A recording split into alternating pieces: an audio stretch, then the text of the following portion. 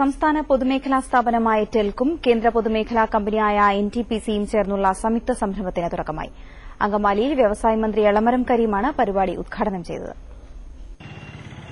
നഷ്ടത്തിലായിരുന്ന പൊതുമേഖലാ സ്ഥാപനമായ ടെൽക്കിന് എൻടിപിസിയുമായി ചേർന്നതോടെ പുതുജീവൻ ലഭിച്ചിരിക്കുകയാണ്.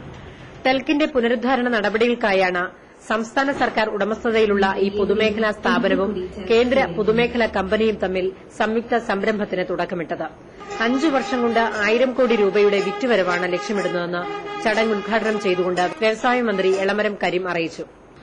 എൻടിപിസിയുമായി സഹകരിക്കുന്നതിലൂടെ കമ്പനിയുടെ ഉൽപാദനം വർദ്ധിപ്പിക്കാൻ കഴിയുമെന്നാണ് ഞങ്ങൾ പ്രതീക്ഷിക്കുന്നത്. ഇപ്പോൾ ഉൽപ്പാദിപ്പിക്കുന്ന 400 kVA ട്രാൻസ്ഫോമറിൽ നിന്ന് 765 kVA ട്രാൻസ്ഫോമർ നിർമ്മിക്കാനുള്ള സാങ്കേതിക വിദ്യ എൻടിപിസി ലഭ്യമാക്കണമെന്നതാണ് ഈ കരാറിലെ പ്രധാനപ്പെട്ട ഒരു വ്യവസ്ഥ. 2007 ജൂൺ 23-നായിരുന്നു ഇത് സംബന്ധിച്ച കരാർ എൻടിപിസിയുമായി ഒപ്പുവച്ചത്.